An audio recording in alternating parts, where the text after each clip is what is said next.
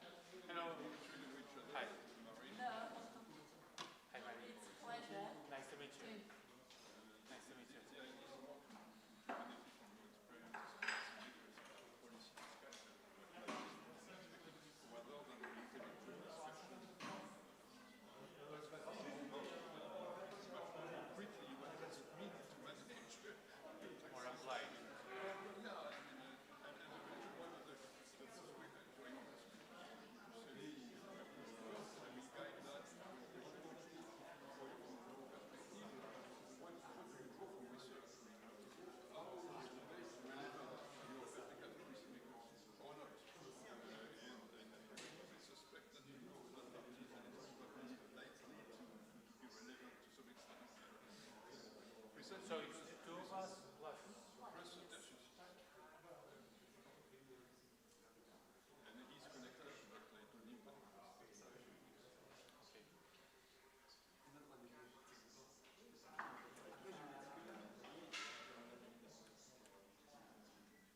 Yeah, I guess since you want the emphasis on that more practical aspect, Political economic. maybe some more interaction is good. Yes, and I like lots of questions. Yes, I like to do that if possible. So the changes from plenary session, there are longer interaction with panelists. Yes, exactly. So you are from? I'm from Georgia. Georgia. Yes, I'm head of tax and customs policy department. Currently?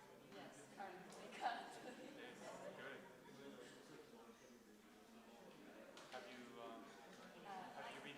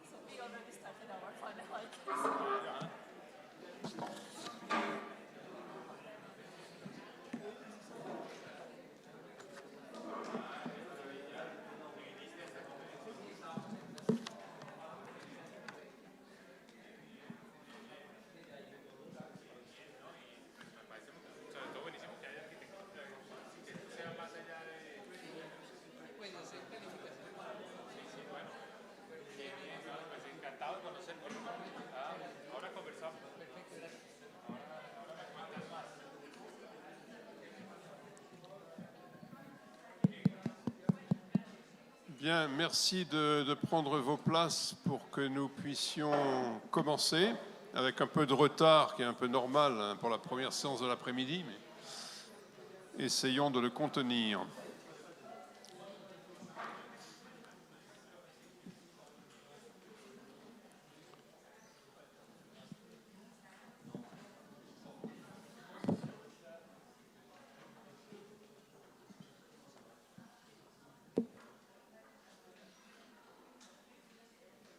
Bien, la première séance de l'après-midi est une table ronde qui a une orientation de politique publique, plus pratique que des débats conceptuels sur la taxation, mais nous allons essayer de profiter de l'expérience d'individus qui ont ou ont eu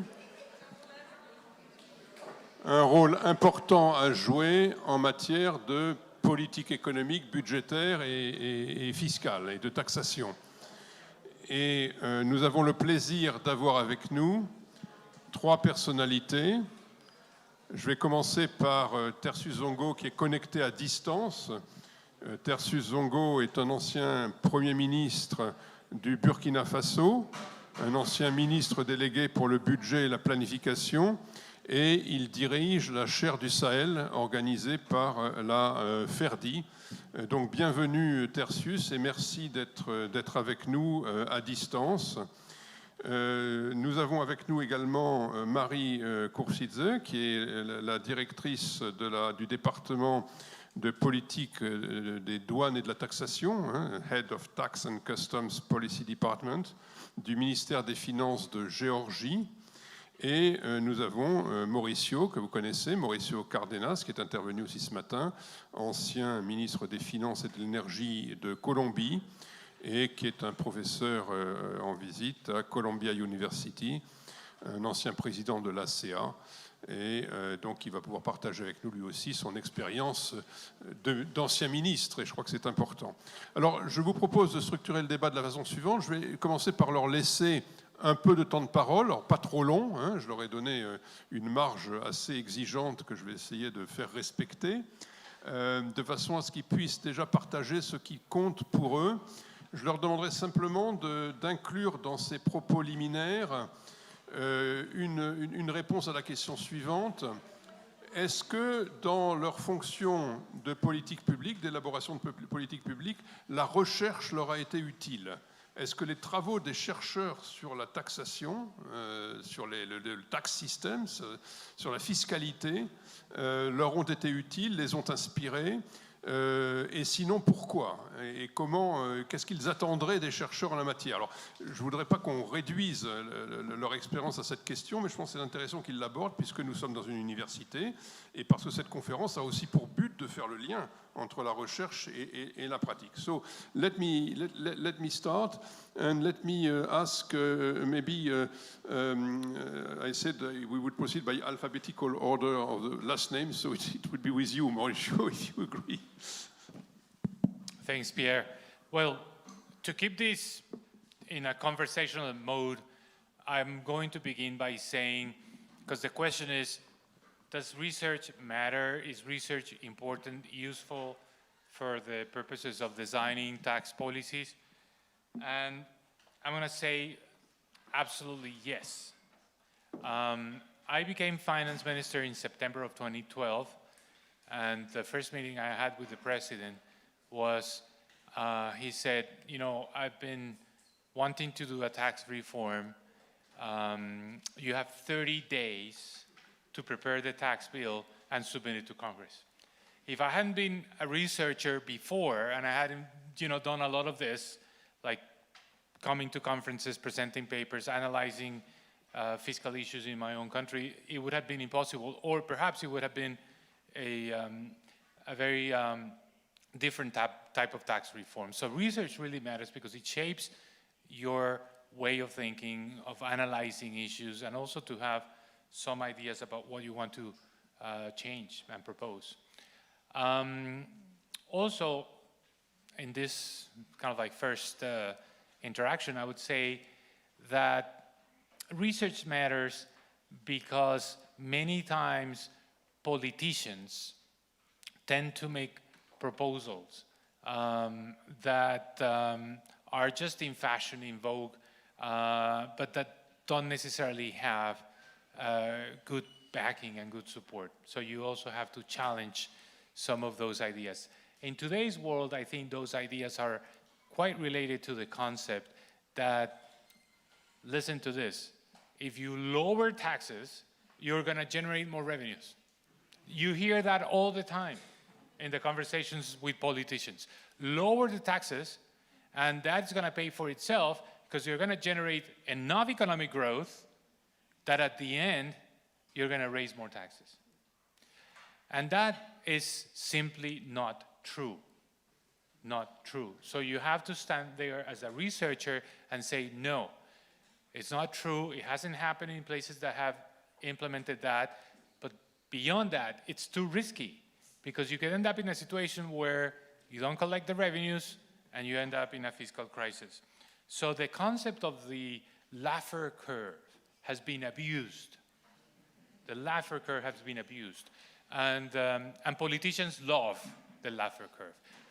Because I'm going to say something which is the obvious. In Colombia, we used to have, we love soccer. So, the coach of the national team is always an important figure. And one very famous one who made it to the World Cup usually said, winning is better than losing. Winning is better than losing, yes.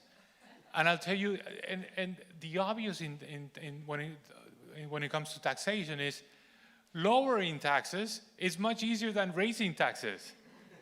That's the obvious, but you see many governments, many finance ministers saying, we're going to lower this, we're going to cut the corporate tax rate, and that's going to allow us to grow faster.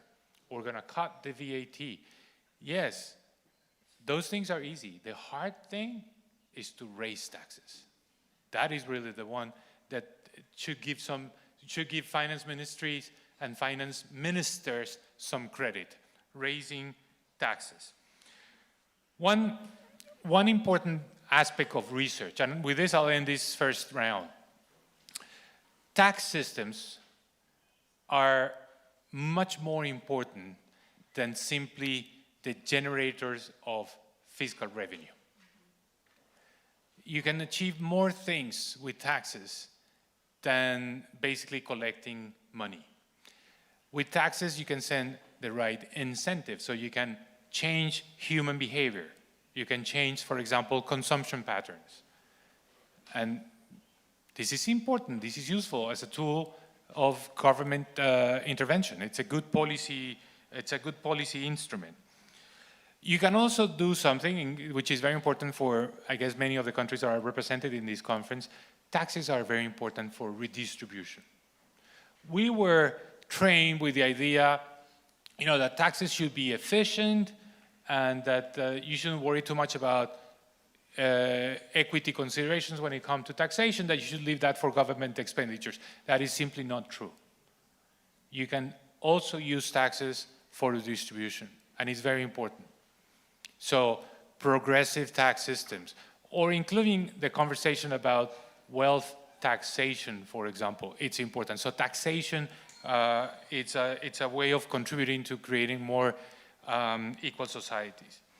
And incentives.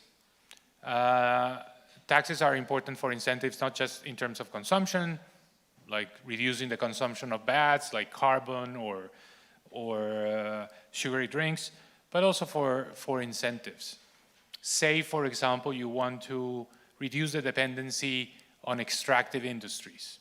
That takes time, but certainly taxes can actually help you, taxing more the rents, the sectors that generate those rents, but also create incentives for the development of whatever sector you think it's important for the future of your economy or your own country. So I'd say that introducing tax reforms is difficult. It's at the intersection of all the interests in a society. This is too important a topic to be left just for economists. You need many different eyes, and basically it's totally interdisciplinary, and you need to understand many dimensions associated with changing the tax systems. Because one thing I would just end with this. One thing is true.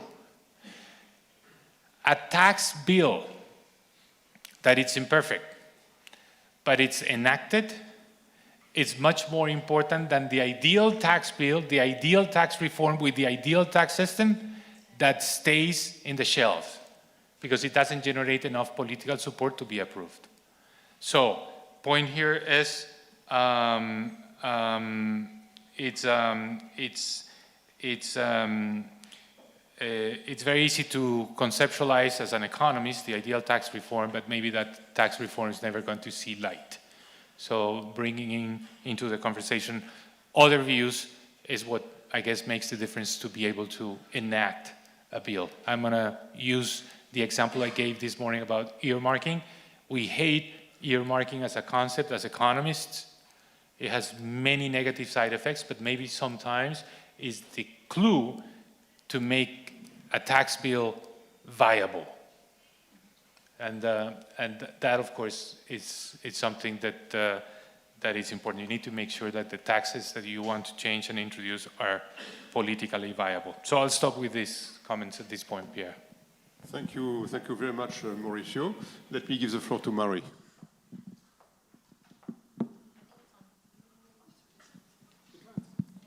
Okay.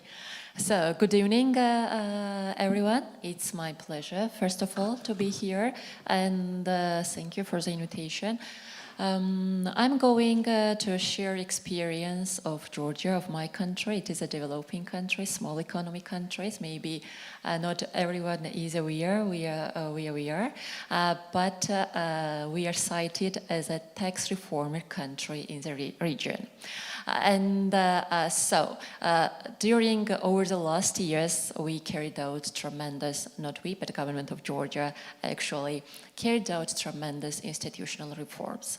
And main wheel here, or main goal was liberalization of tax policy, elimination of corruption, strengthening of tax administration, and it was really huge challenge at that time for Georgia. But the main factor for success always was political will and government's dedication and commitment to deliver these goals successfully. Therefore, for the time being, we can say, and it is also internationally recognized, for example, World Bank ranks Georgia in the first rank, in the 7th place in ease of doing business. And last year it was 2021 Open Budget Survey, and we are in the first place among the countries during the world. And so this is also a huge achievement for our government and for our reforms we carried out over the past years, as I mentioned. It was mentioned by Mauricio that simply reduction of the tax rates, it is not a good goal, but we started with that in 2003, I can say. And actually it works in our case, and because we also reduced tax numbers. At that time we have 21 tax, and now we have only 6 tax. And tax rates also was reduced. And but it is not only goal, only objective, to be honest, because a part of this, we make tremendous work in terms of the tax administration to raise awareness of our tax payers and to raise tax compliance. And it was always huge challenge in our case, and we still continue to working towards direction. And as we are successful, I can say that double tax to GDP ratio doubled, and so still we have so many reforms ahead to increase this tax to GDP ratio, and not only, and to be oriented to the economic growth, because now we are facing, so not we only, but all around the country, we are facing after pandemic unanticipated increase of debt, and we have to address this as a developing countries, because in order to mitigate pandemic impacts, we had to increase our debt rate, debt, and a part of this, it is also war in Ukraine, and we are a neighbor country, and so it's also impacted in our policy, and so we had to take immediate actions to address this, because as a neighbor countries, as I mentioned, we are impacted.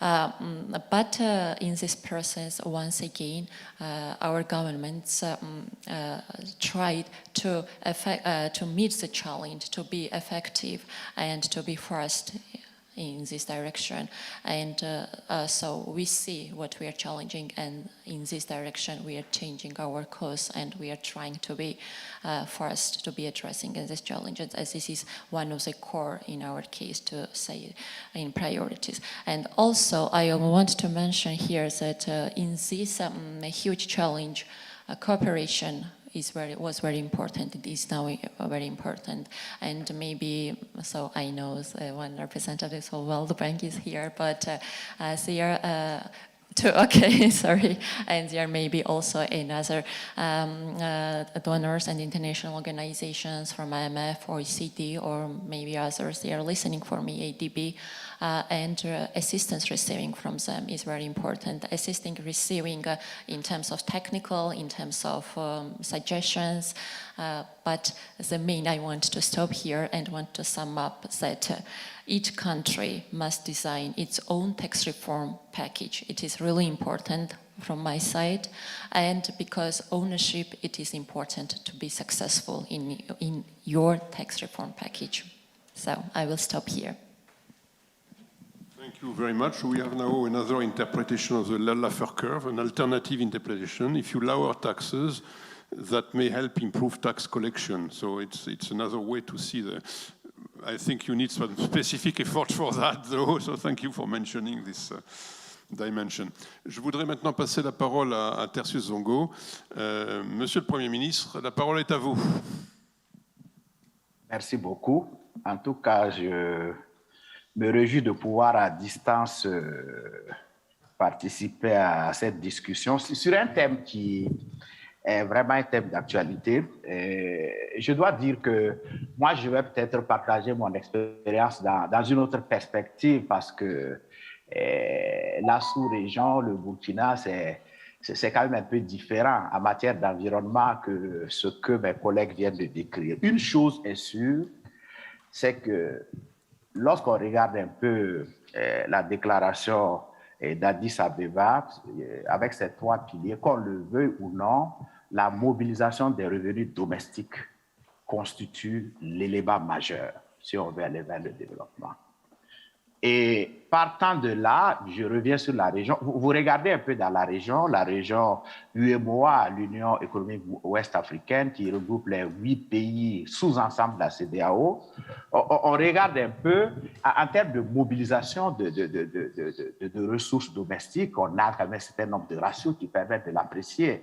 Les États eux-mêmes se donnent des objectifs. On s'est donné, depuis, moi j'ai été ministre des Finances de 96 à fin 2000, donc ça fait quand même des années. Et depuis ce temps, on a dit, écoutez, il faut qu'on arrive à avoir un taux de pression fiscale de 20%. Alors aujourd'hui, je dois vous dire, lorsque vous regardez, les estimations montrent que d'ici la fin de l'année 2022, on aura un taux de pression fiscale de l'ordre de 13%. Ce n'est même pas possible à un tel niveau de taux de pression fiscale de parler de développement. Ce n'est pas possible. Lorsqu'on regarde des taux de pression fiscale qui sont inférieurs à 20%, et quand on regarde, vous parlez de la recherche, quand on regarde dans les économies développées, on a des taux qui sont de l'ordre de 40%, de plus de 40%.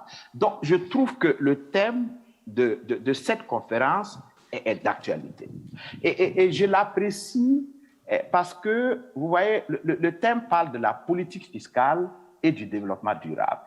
Lorsqu'on lit ces deux mots, on se situe sur une durée. Le développement durable ne peut pas être un processus de court terme. C'est un processus qui s'établit et qui se construit dans la durée. Ça veut dire qu'une politique fiscale qui doit accompagner ce type de développement doit être aussi une politique fiscale qui est assise sur la durée. Maintenant, dans le contexte africain, qu'est-ce qu'on constate? Lorsque vous voulez inscrire une politique fiscale dans la durée, il faut vous dire, j'arrive, je suis un gouvernement, j'ai été élu pour un terme, ça perd 5 ans, ça perd 7 ans selon les pays, mais ce n'est pas en 5 ans que vous arrivez à l'efficacité d'une politique fiscale. Ce qui veut dire que les politiques fiscales, si elles veulent accompagner un développement durable, doivent survivre à des gouvernements, je parle dans un contexte africain, doivent survivre à des mandats de gouvernement. Qu'est-ce que ça veut dire? Il faut que ce soit un choix de la société. Ce n'est pas parce qu'un gouvernement est défait à une élection qu'un autre gouvernement arrive et sur des trucs populistes essaie de revenir sur un certain nombre de fondamentaux qui étaient structurellement utiles pour le développement de la société, mais qui, voilà, sur le plan du populisme, sont des choses bonnes à entendre. Oui, je vais vous supprimer tel impôt, je vais vous demander de vous comporter comme ceci, cela. Ce n'est pas possible. Ça montre que, la politique fiscale qui accompagne le développement durable est beaucoup plus un fait politique qu'un fait technique. C'est d'abord un fait politique, en tout cas dans nos environnements. Deuxièmement, vous voulez avancer sur une telle politique, c'est quoi vos leviers? Sur quoi vous vous mettez pour vous assurer que tout cela avance? Le premier levier, c'est l'administration des impôts. Vous avez une administration qui est chargée de collecter les impôts, qui est chargée de conduire un certain nombre de réformes, mais cette administration, si politiquement il n'y a pas une vision, il n'y a pas une orientation, vous allez avoir une instabilité institutionnelle. Je parle de nos contextes pour que vraiment il y ait débat au-delà de voilà, des choses qui marchent bien. Vous pouvez avoir une instabilité institutionnelle. On peut venir, on scinde les ministères, on crée d'autres types de ministères. Les directions générales, quelquefois, sont, comment je dis, réaménagées.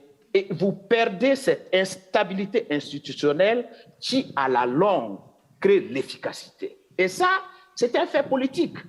L'efficacité de l'administration fiscale. Le deuxième élément sur lequel on s'appuie après l'administration fiscale, c'est naturellement la législation. Parce qu'elle impose la loi, la taxe, la loi. Alors, cette législation, comment on arrive à avoir une vision qui montre qu'il y a un chemin qui est tracé, qui n'a rien à voir avec un programme de gouvernement, mais qui a quelque chose à voir avec des fondamentaux du pays sur lesquels on veut s'appuyer pour bâtir le développement. Et quelle est la cohérence? Donc, ça, ce sont des éléments dans nos contextes africains qui sont des éléments importants, des stop and go, des remises en cause sur des questions qui étaient des questions fondamentales qui font tourner en rond. C'est pourquoi, quelquefois, le cadre régional est quelque chose de très important dans la politique fiscale dans nos environnements.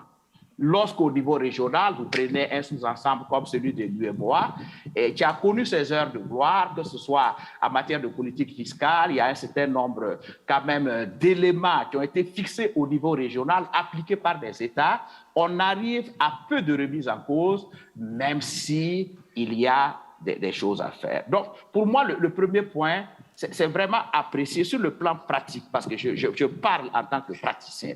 Sur le plan pratique, lier la politique fiscale au développement durable, c'est quelque chose peut-être qu'il faut que nous approfondissons dans nos contextes africains, et je vais parler plus particulièrement de notre sous-région ici. Le deuxième point, je vais faire peu de commentaires parce que j'espère qu'il y aura des questions. Le deuxième commentaire, c'est dans quel environnement et quels outils et mécanismes on met en place. On parle de politique fiscale pour un développement durable. Mais si vous prenez des régions comme les nôtres, le premier acteur économique qu'on voit sur le terrain, on se trompe souvent, c'est le secteur informel. Ce n'est pas des grandes entreprises, ce n'est pas des entreprises structurées. Si vous regardez dans la zone UEMOA, les 8 pays qui ont en usage en commun le franc CFA et qui sont inclus dans la CEDEAO, si vous prenez ces 8 pays, la contribution du secteur informel à la formation du PIB se situe entre 28 et 37%. Dans mon pays, le Burkina, il est supérieur à 40%. Si vous allez voir au niveau des emplois, mais le secteur privé à lui seul, dans nos environs, pourvoit autour de 96% des emplois. Mais quand vous rentrez pour désagréger les emplois, vous voyez que près de 95% des emplois actifs, c'est le secteur informel. Bien. Une fois que vous regardez cet environnement, si on était dans une caserne militaire et si on utilisait un langage militaire, les militaires disent que c'est le terrain qui dicte la manœuvre. Le terrain dans nos environnements est un terrain de secteur informel. Maintenant, quelle politique fiscale il faut mettre en place? Parce que nous avons en majorité un secteur informel. Il faudrait par conséquent, comme je dis, essayer de comprendre ce secteur qui constitue à la fois une opportunité, mais qui est plein de vulnérabilité. Comment on fait en sorte pour que ce secteur, au lieu qu'il soit un secteur qui va être un poids mort et même, comme je dirais, contre-productif, on peut bâtir une politique fiscale qui prenne en compte ce secteur dans les jours à venir. Je dirais 2 ou 3 mots là-dessus et peut-être conclure par quelque chose pour qu'on discute. Quand moi j'étais au ministère, nous l'avons commencé depuis les années 96 quand j'y étais, on s'est dit, écoutez, ce secteur, il faut essayer de l'intégrer petit à petit. Et pour le faire, il faut essayer de voir les différentes entreprises, les catégoriser par chiffre d'affaires.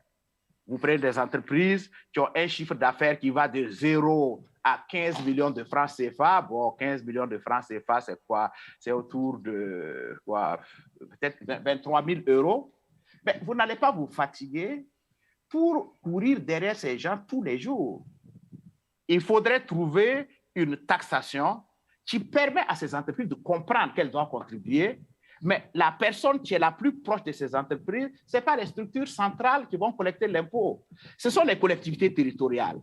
Comment vous faites une réforme de l'impôt qui va en même temps avec une réforme de l'administration et quelles compétences fiscales vous donnez à l'administration territoriale pour qu'elle puisse suivre ce type d'entreprise, pour donner un peu plus de fenêtres aux services centraux pour que, elles puissent mieux suivre le contribuable, pour qu'il y ait plus d'efficacité dans les contrôles, pour qu'il y ait plus d'efficacité dans les recouvrements et pour pouvoir tenir à jour les identifiants fiscaux.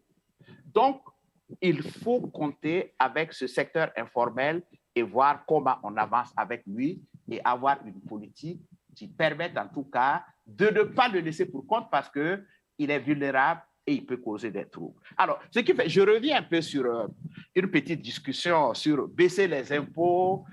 Oui, c'était un bon slogan, mais en réalité, ça ne marche pas. Je suis tout à fait d'accord. J'ai été confronté au même problème. Mais ça m'amène à parler de la place des bailleurs de fonds dans l'accompagnement de ce système. Moi, j'étais au ministère des Finances. Quand j'étais là-bas, le taux d'impôt sur le revenu était de l'ordre de 45%. Mais ce n'est pas possible que tu vas venir investir. Bon, on n'avait pas encore harmonisé les règles au niveau de l'UEMOA. Tu vas venir investir pour payer 45% d'impôt sur son bénéfice. J'ai dit aux partenaires, écoutez, moi, je veux que ce taux-là, je veux qu'on le ramène à 35%. On le baisse de 10 points, à 96. J'ai dit, ben, vous savez, moi, si je vais à l'Assemblée pour dire aux députés que je baisse ce taux-là de 10%, ils vont me dire, mais M. Zongo, dites-moi, quelle va être la moins-value? Comment vous allez couvrir cette moins-value? Parce que nous, on ne veut pas que vous nous parlez de diminution de dépenses. Je ne peux pas leur dire où est-ce que je vais trouver cet argent.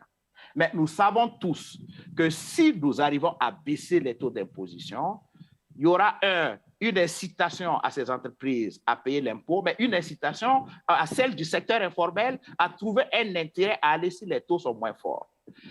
Est-ce que vous savez qu'à l'époque, les bailleurs de fonds multilatéraux ont accepté, on a évalué qu'est-ce que c'était que la perte et ils l'ont compensé en appui budgétaire. Ce qui fait que pendant, on s'est mis d'accord sur 3 ans pour compenser la perte. Et à la fin de la journée, à la fin de la 3e année, on est retombé sur nos pieds, on a vu qu'il y avait un certain nombre de mouvements. Alors, pour ne pas être long, j'ai parlé du secteur informel. 2, dans nos environnements, il y a le rôle des partenaires. Peut-être que nous allons en discuter, je vous dirai un mot de ce que je pense. 3, il y a le rôle du cadre régional. Et puis, il y a un dernier élément dans notre sous-région qui vient être un élément qu'il faut prendre en compte dans la politique fiscale, c'est l'insécurité. Comment arriver dans un environnement d'insécurité à asseoir une politique fiscale pour laquelle on est redevable et les gens voient les résultats. Donc, voilà, monsieur le modérateur, je ne voudrais pas être beaucoup long sur mes commentaires, mais je suis tout à fait ouvert à apporter peut-être une autre appréciation de la question par rapport à mes 2 collègues qui sont assis avec vous. Merci. Merci beaucoup Tertius pour ces remarques très, très riches et qui montrent en effet une perspective un peu différente, qui sûrement sur certains points d'ailleurs est partagée par les collègues qui sont à cette table ronde. Je voudrais alors vous dire que n'hésitez pas à indiquer que vous souhaitez poser des questions ou faire des remarques brèves, bien entendu, de façon à ce qu'on structure ceci comme une interaction, beaucoup plus qu'une série de présentations. Hein, donc n'hésitez pas à vous manifester. Mais je voudrais poser une question à chacun des intervenants, en commençant par Marie, qui nous a parlé d'ownership. So let me shift to English, because it's much easier to talk about ownership in English than to find the correct French word that would correspond to the idea. So Marie, you insisted on ownership when you want to think about tax reform and implementing tax reform. So my questions to you and to all others here is, how do you see the conditions for establishing ownership? What can facilitate ownership? How do you arrange for building ownership? And do the development finance institutions out there help with ownership or not? And how?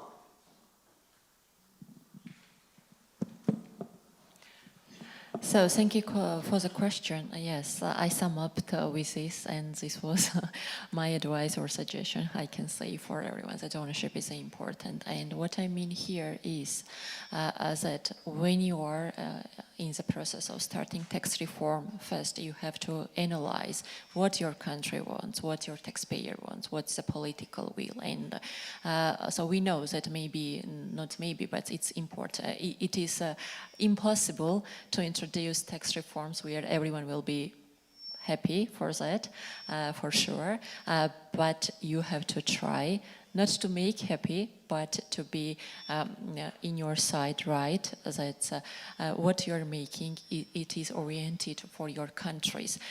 In this process, for sure, and I mentioned that Georgia is a country of the tax reformer, and I can't even name how many reforms we carried out, and we are now in the process for, in the future, for carried out so many ahead is. But we are always analyzing situation, and maybe the one tax reforms works in other countries, for example, in developed countries, but it is impossible to copy that in your country. You have just to align with your will and with your taxpayers' will, for sure. When you, maybe by the end you also see that it is not successful, and you should be ready also to restructuring your tax administration or tax policy, or etc., etc. But in this process, what I mean in the ownership is that it is absolutely adjusted in your country's economy, political will, taxpayers' will, and it's encouraged on the one hand economic growth, on the good governance, or etc. Because from our side, I'm witnessing that a lot of, and so I can say that I'm proud of that a lot of our neighbor countries are coming in Georgia, and they are trying from us to be sharing our experience, how we came forward to be successful in the terms, for example, our tax administration is mostly digitalized, and it was a huge investment from our side to invest in tax administration. This is only one way, and so we are trying to sharing for sure our experience. We are trying to give them good examples from our side, but everyone should be in their mind that it should be addressed and oriented in their economy and in their countries. And another point was that cooperation and international assistance, what we are receiving. Yes, in this process we received tremendous support, and it is not always that when you are doing, so we are 100% trying to make copy what we are, for example, what we are receiving as a suggestions, but when it is a good example and when we see it will work in our country policy and for our economy, for sure we are ready to be in line in our tax reforms, these suggestions what we are receiving. And once again, international support and assistance is really important for, I guess, here are so many developing countries, and everyone can agree with me that without support receiving, it will be really impossible to move forward for developing countries. So this is my short remark here. Thank you very much. Mauricio. Thanks, Pierre. I'm going to build on this and what Mari just said. Ownership. So if ownership means that everyone is going to be happy with the tax reform and basically the concept of ownership in the sense that the entire population supports it and it's going to help in actually enforcing it, and that this is something that essentially generates at the first impact a wave of applause, I think that's a very difficult concept when it comes to tax reforms. I would even say that a tax reform that is a very popular tax reform is probably not a good tax reform. Because really, maybe tax reforms are a bit like wine, that with time they mature, they age well, and people reflect and say, well, you know, this reform we did 10 years ago, 20 years ago was really transformational. It really helped our country move in the right direction, more fiscal sustainability, more equality, better economic growth. That's a reflection. But when reforms are enacted, by definition, many people dislike them, especially if you raise taxes. So my sense is that ownership is something that evolves and it takes time, and it's more about kind of like this looking back. Taxes and, comprehensive, effective, transformational tax reforms cannot avoid doing three things. One, widening the tax base. Tax reforms that basically raise tax rates and do not worry about the tax base are reforms that are only not just partial, but can be easily reversed, because the sectors that are most impacted by the high rates, of course, generate the negative reaction. Widening the tax base is fundamental. So you need to really think in terms of how to reach sectors that are not being taxed for whatever reason, and you need to make sure that they start paying taxes. And I think that's the hardest part, the widening of the tax base. Now, it's not just about the parameters. It's not just a parametric reform. You can change the tax base, you can change the tax rates, but you really need to have a better tax administration. And many people say that tax reform in emerging and developing countries is really about tax administration. So the administration is crucial here, because with the same tax code, you can collect a lot or you can collect little. It really depends on the effectiveness of the tax administration. So my message on tax administration is, first of all, governments, especially in countries where coalitions between different parties are common, that tend to distribute power through different factions and different political parties, should always leave the tax administration alone. That should not be part of the political transactions. It should be, it goes without saying, technocratic, it should be expert, and it should have a process of recruitment that really is merit-based. I think this is the most important element. Draw a red line when it comes to political interference with the tax administration. Make sure you appoint someone at the head of the tax administration that is neutral, that has no vested interest, that is not going to basically represent their certain sectors of the population. The tax administration issue, I think, is decisive. It's really a fundamental aspect. And finally, for the ownership part, tax reforms generate a lot of antibodies. Like, you propose it and a lot of people react and say that's negative, and it's kind of like a confrontation between these two forces. One of the key obstacles for tax reform is corruption. The question that gets asked the most when someone is submitting a tax reform is, you're going to generate more revenues, you're going to waste that, because government expenditures are full of corruption. So really, we need to think more about the issue of corruption. I think we have been, of course there is academic work about corruption, there's some kind of like work done in terms of measurement, but we need to go further in terms of making sure that we use IT, we use the right incentives at the level of the government to make a change in terms of the pervasiveness of corruption.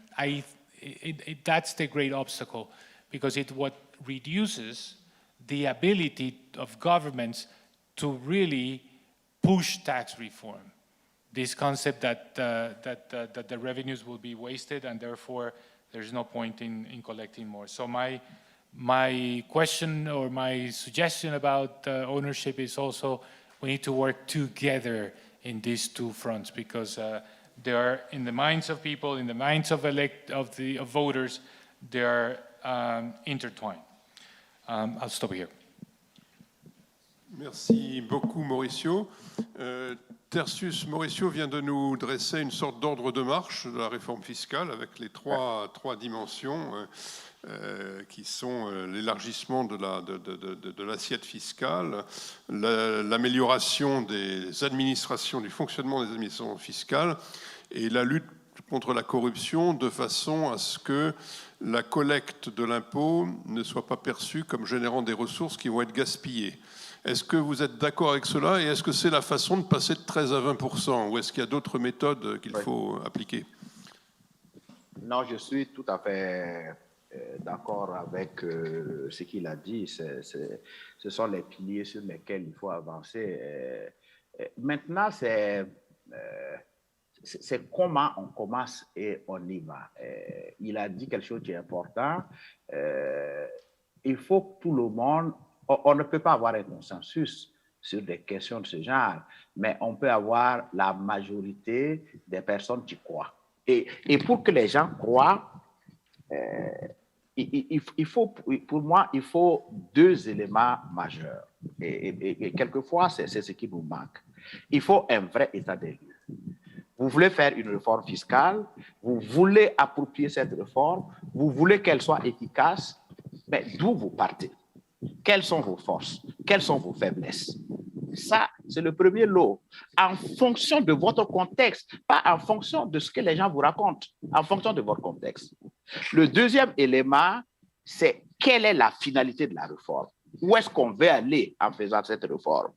Et ce qui va avec où on veut aller, c'est comment on peut suivre les résultats et s'assurer que ce qu'on a dit, on le fait, ou si on ne le fait pas, comment on fait les ajustements. Vous voyez, ces éléments, lorsqu'ils manquent dès le départ, il est très clair que améliorer l'administration, lutter contre la corruption, ce qui sont des éléments évidents. Vous n'arrivez pas à le faire. Donc, une fois que les balises sont posées, vous verrez, comme M. Mauricio l'a dit, en termes d'administration, c'est quoi vos faiblesses? Si vous voulez atteindre ces objectifs, comment vous réformez l'administration? Comment vous la rendez plus efficace?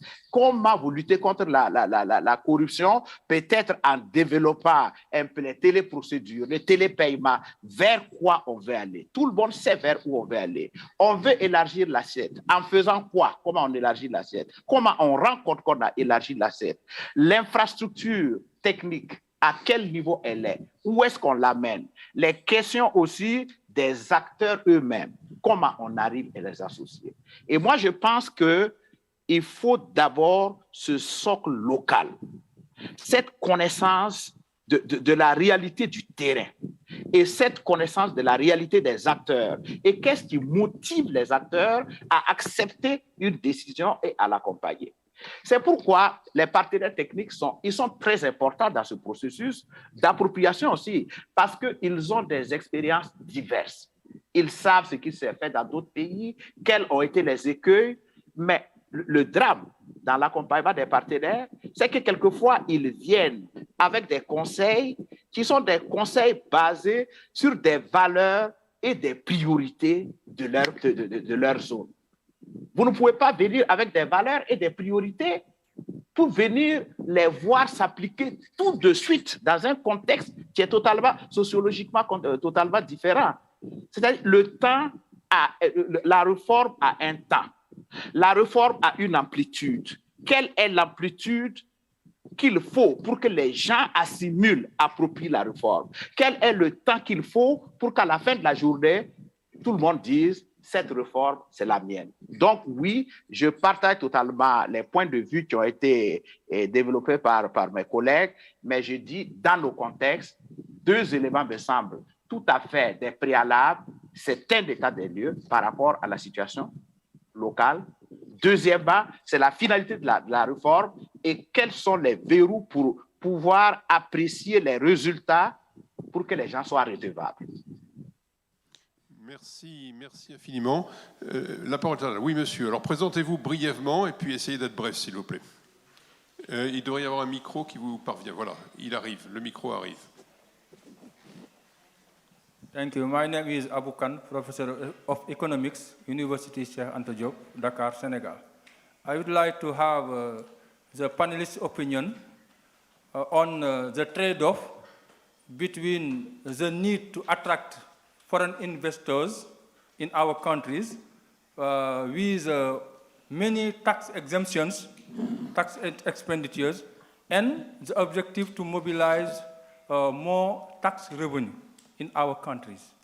It is a trade-off, and I would like to have your opinion on this. Thank you. Merci beaucoup. Je crois que c'est en effet une question importante. Qui veut commencer? Marie. Actually, yes, maybe we can take a couple of questions and then, because time is... so, monsieur et puis madame, là, et puis ensuite on s'arrêtera. My name is Peter Wietzel from the EDIS Tax Initiative Secretariat. And I have a question to Marie on the country ownership aspect that you mentioned. So within the EDIS Tax Initiative Declaration 2025, country ownership received a very strong meaning, and it was also included, and you were also part of the task force. I would be interested in the case of Georgia, to which degree you also included also like non-state accountability stakeholders, like parliamentarians, academia, but also civil society, and founding a strategy on raising in domestic revenues. And also it would be interesting for me to hear to which degree also donor countries, organizations that supported you technically or financially accepted your own country-owned strategy, because they also sometimes tend to have their own agendas or topics that they would like to push. And I can imagine that there can be also sometimes difficulties between the two ideas. And also, Mauricio, it would be interesting to hear from your perspective the inclusion of other stakeholders or several stakeholders within the society and country in forming an agenda, how you see it. Because, of course, the idea is to have it very inclusive, but it could also end up, in the worst case, that no one is satisfied because everyone has had their own inputs, views, but you have to come with a compromise. Thank you very much. Thank you very much. Madame?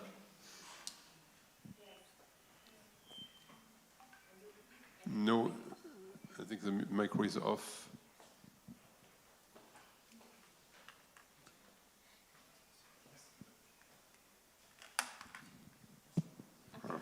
Thank you. This is Katia, a master student in development economics.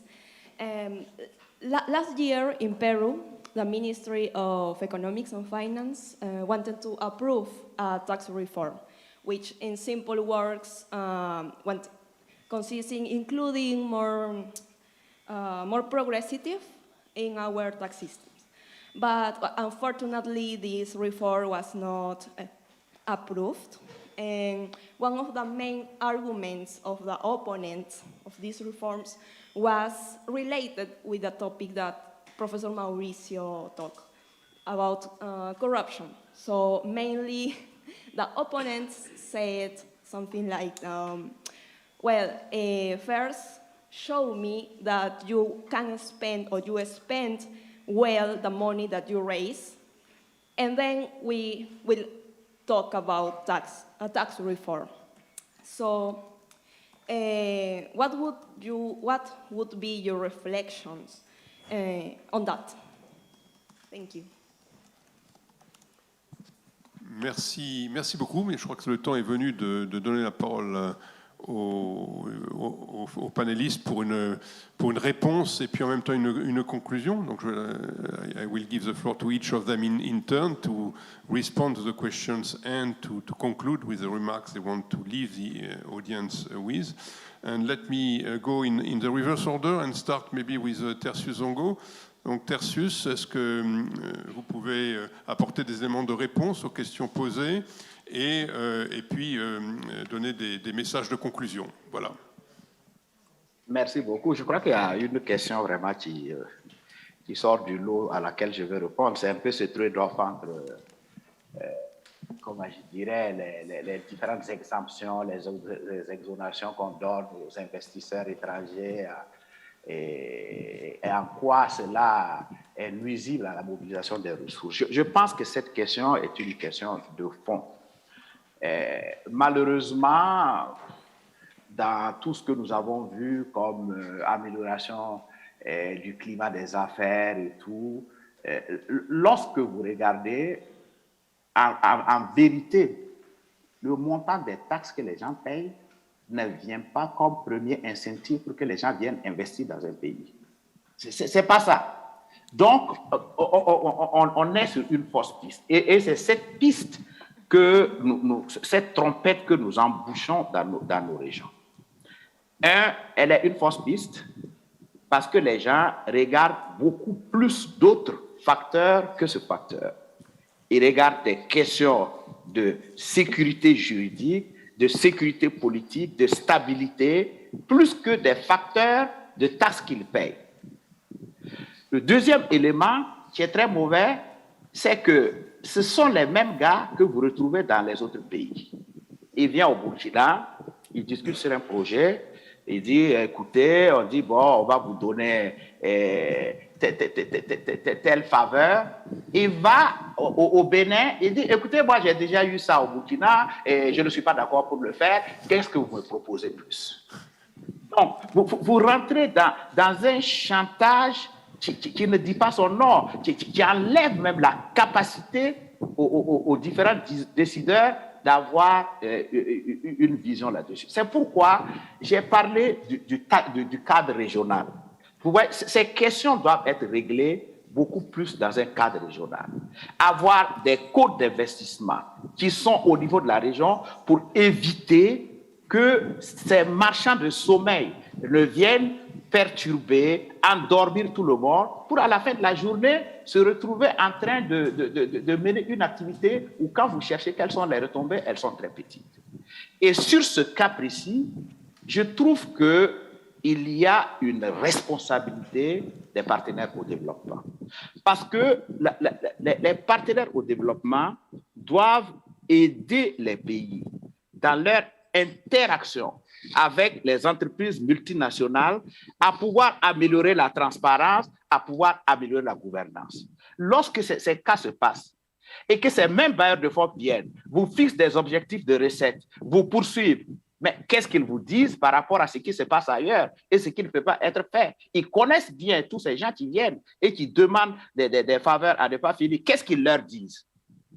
Je pense qu'il y a vraiment une responsabilité collective et peut-être, voilà, je pense que les actes de ce forum vont quand même appeler quelques actions et parmi ces actions, c'est cette interaction entre les pays et la communauté internationale pour plus de gouvernance et de transparence au niveau des entreprises multinationales qui opèrent dans nos pays. Alors, point de conclusion, je pense que c'était une très bonne chose qu'on vienne, qu'on parle. Pour moi, ce qui m'a vraiment, comment je dirais, que j'ai trouvé d'intéressant à ce forum, c'est parce que nous sommes en train de parler de mobilisation de ressources domestiques. La vraie vérité, c'est que le chemin du développement se trouve sur la capacité de chaque pays à s'organiser pour une meilleure mobilisation des ressources dans la durée. Et les discussions que vous allez avoir et tout ce que même le panel de ce soir montre que c'est quelque chose de possible. Mais la vraie variable sur laquelle il faut agir, c'est la variable politique. Sans volonté politique, vous ne pouvez pas établir une politique fiscale qui soit efficace sur le long terme. Maintenant, il y a les aspects techniques qui ont été développés par mes collègues, mais il y a aussi l'accompagnement de la communauté internationale parce que nous devons faire en sorte que l'accompagnement qui est fait au niveau de la communauté internationale soit un accompagnement qui permet de générer des ressources additionnelles qui puissent être sous le contrôle du pays. Donc, voilà quelques mots de commentaires que je voulais avoir pour encore vraiment apprécier cette conférence et dire que nous allons suivre en tout cas les conclusions. Merci infiniment pour ces commentaires très, très utiles. Marie, the floor is yours. So thank you again, and thank you for the questions. I will address the first questions, and then second for sure. The first one, it was really interesting and very challenging questions for our countries as well, because how we trying to strike balance between this tax expenditure and between the attraction of the investment. And I can say that our tax code is swamped with tax incentives for sure, and now we're starting to reassessing all tax incentives. And to be honest, we have our agenda, government agenda 2030, and my main priority, it is in our agenda to assess all tax incentives and step to step abolish tax incentives which are not necessary and in line anymore and for our tax policy. But it is a very challenging process, and in this process, as of now, IMF is helping and working with us, and upcoming months we are going first time to publish tax expenditure report, which is absolutely consists of all cost analyses, all tax incentives, what we have in our tax code, and we do hope that so upcoming years it will be abolished, because it is also it is not easy also to go and to abolish tax incentives, because in our case some tax incentives was addressed to stimulate economy, so mostly all incentives, but sometimes there are incentives which is needed for our domestically in order to encourage domestic production, and for developing countries I guess it is really important, but sometimes it was the creation of the tax incentive zones and etc. And now we are trying to reassessing this because in this process everyone is aware that OECD also concentrating much on the tax zone, and it should be also in line and not be harmful for the world tax zone, and so we have tax zones in our tax code, and we are trying once again, I'm repeating, but reassessing. And so do hope that by the end of the year we will publish this our tax expenditure report first time, and upcoming years it will be more comprehended and comprehensive, and we will achieve our goals in upcoming years. And these goals is for sure to raise domestic resource mobilization, which is so much needed for all countries. So the second, it was really my pleasure to be the member of the steering committee, as underlined my colleague, and so I remember vividly the period when we worked on the declaration drafting, and the ownership here was one of the important issue on this declaration, and so I think this is a very good declaration. But so apart from this, stakeholders involvement, it is in our case we work very closely with all stakeholders, and I can say that sometimes maybe there is a minor text changes in our tax code, but it is published publicly, and there are public consultation on that, and everyone can comment, and so we have very close cooperation. It is small businesses or large businesses or parliamentaries, so we don't have so much researchers here in our country, but so everyone are aware in advance what we are going, and so this is publicly published on our website of MOF, and so there is never all of a sudden changes in our tax code and in our tax policy. And so as assistance, what we are receiving from international organizations, Government of Georgia, as I mentioned, we have our own strategy, and this is a strategy of 2030 for the time being, and we are aware for sure what we are going, and in this frame we are going and ask international organizations to assist. So there is a minimized risk that everyone is going to propose their agenda, because we have our clear agenda, and to fulfill this agenda, assistance requested is in line of this. But sometimes, you know, everyone are facing unexpected challenges like pandemic was, and now war in Ukraine, and so pandemic is still going. And so in such cases, maybe we also deviate from our agenda, but once again, we are assessing what we are receiving from international organizations, and after that, we are going to fulfill it, or how it's say. Okay. Thank you very much. Mauricio, you have the last word. One of the questions was not addressed, and maybe you will want to comment on it. It was what would be your advice in cases where tax reforms fails because opponents have the perception that you will not be able to manage resources effectively. So I'll address that. So tax systems have a lot of inertia, or put it in more technical terms, path dependent. So changing the entire structure of the tax system is very difficult, and finance ministries in general oppose to that idea because they're risk averse, because if you overhaul the entire system, you don't really know what the revenues will look like. So the large majority of reforms are reforms on the margin. are not truly structural. And the reason is that also politically, you have to pick the fights. You have to invest your political capital very wisely. And you have to decide, you have to choose which areas to reform and to change. One practice that I think is good for that process of reform is to have a group of experts, task forces, commissions, provide you with input. But those experts have to be representative of various sectors of society. Make sure that those experts have different political preferences or political affiliations, so that when the proposal comes to you, first of all, you have someone to blame. If that proposal is saying, well, we need to raise the VAT, well, that's what the experts are saying. It's very important to have that type of support. But it's also important that it's representative of a wider group beyond what you think, beyond your government in terms of tax reform.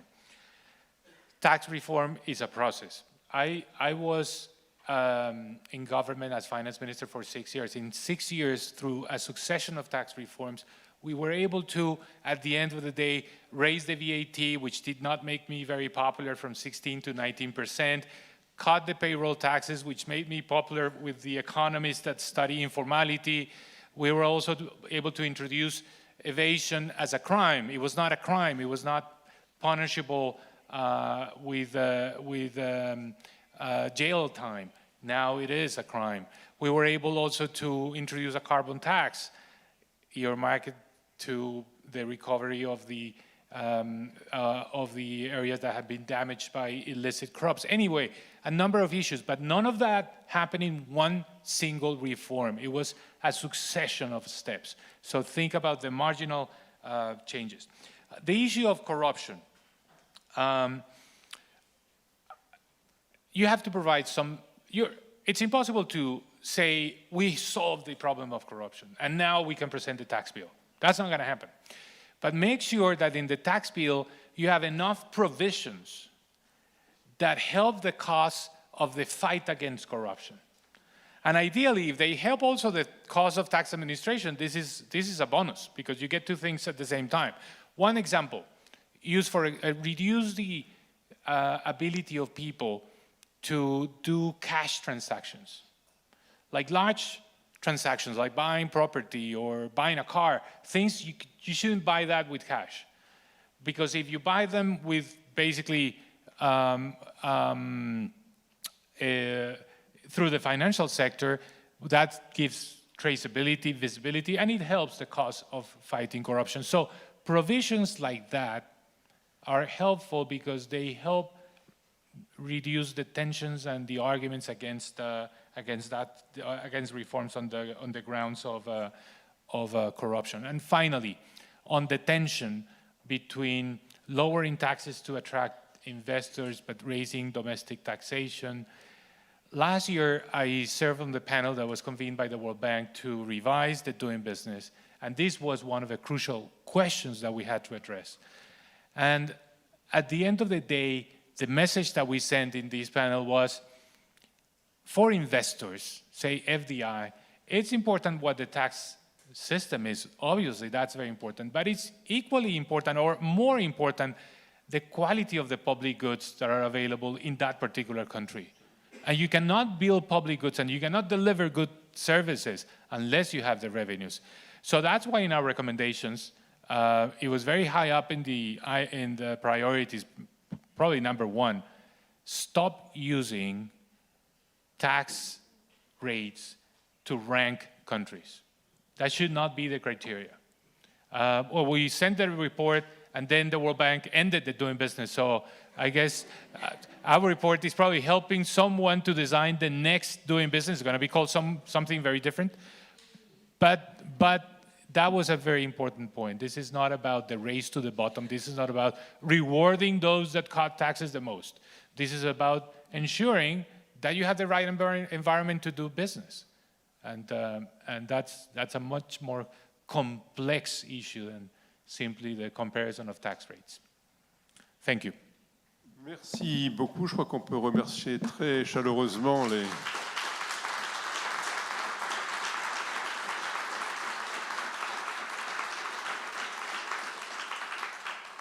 Bon, ben, on peut recommencer pour un bis. Hein. on peut remercier nos panélistes. En tant que président de GDN, je ne peux pas m'empêcher de retenir, il y a beaucoup de conclusions qu'on pourrait retenir, mais il y en a une qui me frappe, qui est que nos panélistes ont parlé du besoin d'être capable d'analyser la situation avant de pouvoir imaginer à la fois ce que pourrait être une réforme fiscale efficace et comment la mettre en œuvre. Et Tertius Zongo nous a parlé du besoin d'assurer la capacité de chaque pays à s'organiser. Et je pense que dans ces deux dimensions, on a besoin de la recherche, on a besoin des chercheurs, on a besoin de faire en sorte d'assurer l'interaction entre les chercheurs et le reste de la société. Et je crois que c'est quelque chose qui est très important. Et évidemment, GDN est prêt à vous accompagner dans tous ces efforts. Voilà, merci beaucoup. Et c'est maintenant la pause café. Probablement plus bref qu'une demi-heure si on veut essayer de rattraper le délai. Mais le délai n'est pas de notre fait. Notre table ronde a duré 1 heure. On a commencé en retard. Merci à vous tous et aux panélistes.